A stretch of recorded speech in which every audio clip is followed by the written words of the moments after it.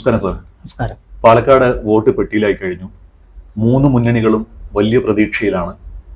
ഏറ്റവും കൂടുതൽ ആരോപണ പ്രത്യാരോപണങ്ങൾ, വിവാദങ്ങൾ, അങ്ങനെ എല്ലാം കണ്ട ഒരു തെരഞ്ഞെടുപ്പായിരുന്നു പാലക്കാട് നടന്നത്. മുൻപ് കേരളത്തിൽ ഇത്രയും ഒരു വിവാദങ്ങൾ ഉണ്ടാക്കിയ ഒരു തെരഞ്ഞെടുപ്പ് നടന്നിട്ടില്ല എന്ന് തന്നെ പറയാം.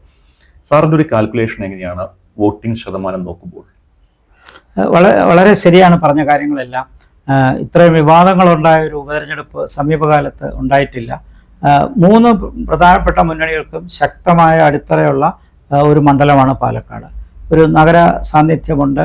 അതുകൊണ്ട് തന്നെ ഗ്രാമീണ പശ്ചാത്തലമുള്ള മേഖലകളുണ്ടെങ്കിലും ഒരു അർബൻ ക്യാരക്ടറുള്ള ഈ കോൺസ്റ്റിറ്റ്യുവൻസിയിൽ രാഷ്ട്രീയപരമായിട്ടുള്ള ഒരുപാട് മാറ്റങ്ങൾക്ക് സാക്ഷ്യം വഹിച്ചിട്ടുള്ളൊരു സ്ഥലമാണ്. മാത്രമല്ല, ഈ 3 പ്രധാനപ്പെട്ട മുന്നണികളും വളർന്നു വരികയും ചിലർ തളർന്നു പോവുകയും ചെയ്യുമ്പോൾ കേരള രാഷ്ട്രീയത്തിൻ്റെ നല്ലൊരു പരിച്ഛേദമായിട്ട് പാലക്കാടിനെ കാണാം. പോളിംഗ് ശതമാനം വർദ്ധിക്കും, ഇതിനേക്കാൾ വർദ്ധിക്കുമെന്ന് നമ്മൾ പ്രതീക്ഷിച്ചിരുന്നു. 75+ അതാണ് മിനിമം പ്രതീക്ഷിച്ചത്. അതുണ്ടായിട്ടില്ല. അപ്പോൾ അത് ചില സന്ദേശങ്ങൾ നൽകുന്നുണ്ടെന്നാണ് എനിക്ക് മനസ്സിലാക്കാൻ കഴിഞ്ഞത്. അതോടൊപ്പം തന്നെ തിരഞ്ഞെടുപ്പിനോടനുബന്ധിച്ചുണ്ടായ മാറ്റങ്ങൾ, തിരഞ്ഞെടുപ്പിന് CPM-ൻ്റെ സ്ഥാനാർത്ഥി രംഗത്ത് വന്നില്ല എന്നുള്ളത്, അതിന് പകരം സ്വതന്ത്ര സ്ഥാനാർത്ഥിയെ കൊണ്ടുവന്നു. അദ്ദേഹത്തിന് സമീപകാലം വരെ കോൺഗ്രസ് പശ്ചാത്തലമുണ്ടായിരുന്നു. അത് ഒരു വിവാദം തന്നെയാണ്. അതിനേക്കാൾ വിവാദമുണ്ടാക്കിയത് സന്ദീപ് വാര്യരുടെ തിരഞ്ഞെടുപ്പ് ദിനത്തോട് അനുബന്ധിച്ചുണ്ടായ ഒരു കാലുമാറ്റം. ഇത് രണ്ടും ഈ വിവാദങ്ങളെ വർദ്ധിപ്പിച്ചു. മൂന്നാമതുണ്ടായ വിവാദമാണ് സുപ്രഭാതത്തിലും മറ്റും വന്ന സരിൻ തരംഗം എന്നുള്ള വാർത്തയും അതോടൊപ്പം മുസ്ലിം വിഭാഗത്തിനെ കൺഫ്യൂസ് ചെയ്യുന്ന രീതിയിലുള്ള അഭിപ്രായങ്ങളുണ്ടായത്.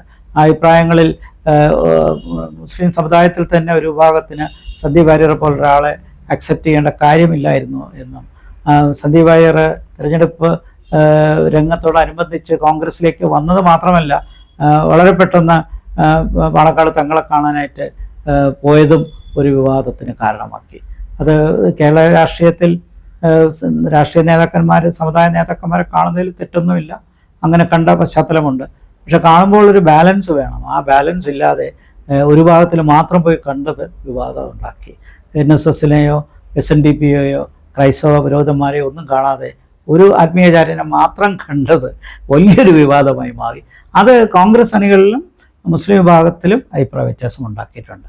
സന്ദീപ് വാര്യർ എത്രത്തോളം അക്സെപ്റ്റബിൾ ആണ് മുസ്ലിം ലീഗിന് എന്നുള്ളതും ചോദ്യമാണ്. മുസ്ലിം സമുദായത്തിനും അത് എത്രത്തോളം അക്സെപ്റ്റബിൾ ആണ്. ആ വിവാദം ഈ അവസാന ഘട്ടത്തിൽ വലിയ കൺഫ്യൂഷൻ ഉണ്ടാക്കി.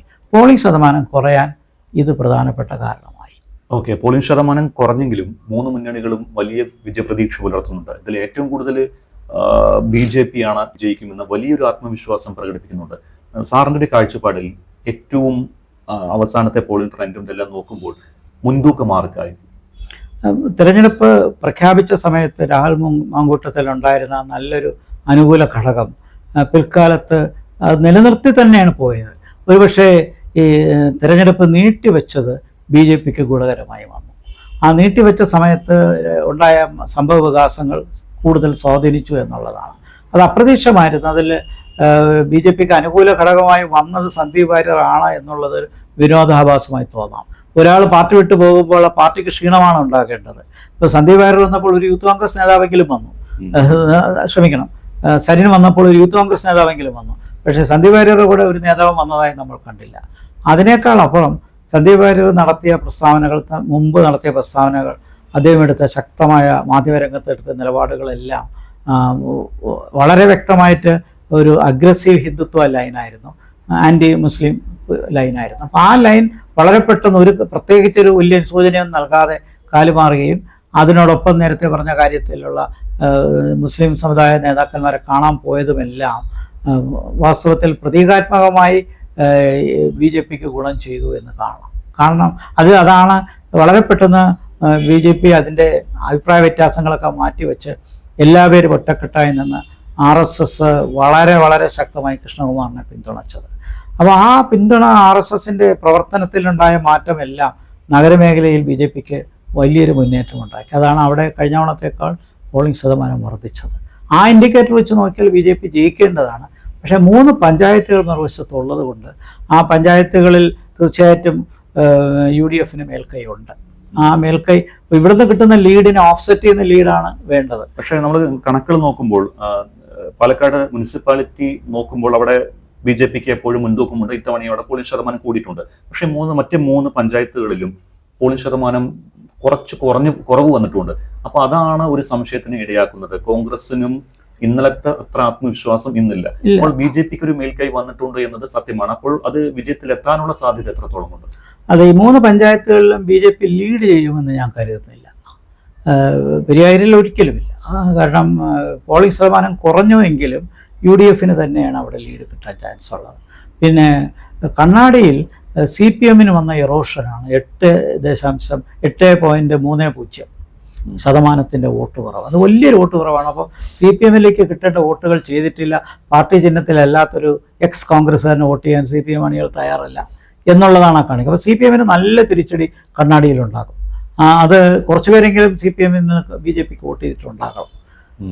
പിന്നെ BJPയുടെ അണികൾ ശക്തമായി എന്നുള്ളതിന് ഒത്തിരി ഉദാഹരണങ്ങൾ അവിടെ ചൂണ്ടിക്കാണിക്കപ്പെട്ടു. ഇന്നലെ തന്നെ മറ്റേലർ എന്നോട് സംസാരിച്ചപ്പോൾ പറഞ്ഞത്, കഴിഞ്ഞ തെരഞ്ഞെടുപ്പിൽ മുസ്ലിം സമുദായത്തിന് സ്വാധീനമുള്ള പല ബൂത്തുകളിലും BJPക്ക് ബൂത്ത് ഓഫീസ് പോലും തെരഞ്ഞെടുപ്പ് വോട്ടിംഗ് സ്റ്റേഷന് പുറത്തുണ്ടായിരുന്നില്ല.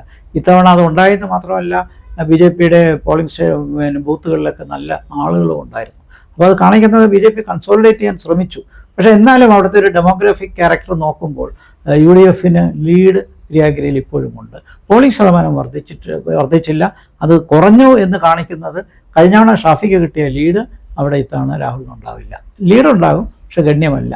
അതാണ് ഷാഫിയെയും രാഹുലിനെയൊക്കെ അത്ഭുതപ്പെടുത്തുന്നതും. ഒരുപക്ഷെ ഇന്നലെ അവസാനം രാത്രിയായപ്പോൾ 5000 എന്നുള്ള കണക്കിലേക്ക് UDF സർക്കിൾസ് എത്തിയത് നമ്മൾ കണ്ടതാണ്. രാവിലെ അങ്ങനെ ആയിരുന്നില്ല. 10000, 10000 എന്നൊക്കെ പറഞ്ഞങ്ങ് പോയത് 6 അക്കത്തിൽ നിന്ന് 5 അക്കത്തിലേക്ക് മാറിയത് അതിൻ്റെ ഫലമായിട്ടാണ്. അത് വസ്തുനിഷ്ഠമായൊരു അവലോകനമാണ്. കാരണം പോളിംഗ് ശതമാനം കുറഞ്ഞതും കണ്ണാടിയിലെ വളരെ വോട്ടിംഗ് ശതമാനം കുറഞ്ഞത് ഇടതുപക്ഷത്തിനാണ് നഷ്ടമെങ്കിലും ഇടതുപക്ഷം വോട്ട് വർദ്ധിപ്പിച്ചാലേ BJPക്ക് അത് ഗുണമുണ്ടാവുള്ളൂ. പക്ഷെ അത് സ്റ്റാഗ്നൻ്റ് ആയതുകൊണ്ട് BJPക്ക് ഗുണമുണ്ടാകുന്നില്ല. അപ്പോൾ ചുരുക്കത്തിൽ UDFനുള്ള മേൽക്കൈ കണ്ണാടിയിലും പെരിയാരിയിലും ഉണ്ട്, മാത്തൂരിലുമുണ്ട്. പക്ഷേ ഈ 3 കിട്ടുന്ന ഭൂരിപക്ഷം നഗരത്തിലെ ഭൂരിപക്ഷമായി കഴിഞ്ഞ തവണ എങ്ങനെ ഷാഫി ജയിച്ചു?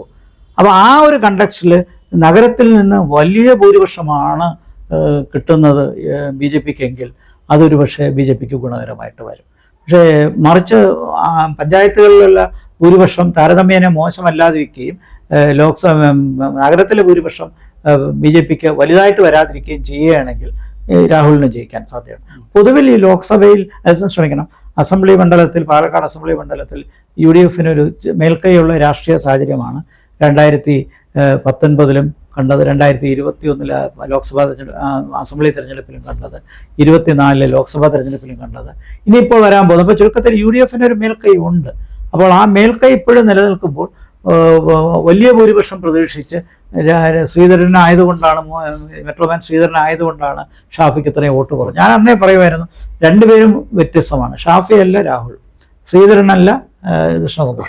പക്ഷേ ഈ സന്ദീപ് വാര്യർ നടത്തിയ കൂറുമാറ്റം, അത് RSS സർക്കിളിൽ ഉണ്ടാക്കിയ ഐക്യം, അതാണ് കൃഷ്ണകുമാറിന് ലീഡ് കിട്ടാൻ കാരണം.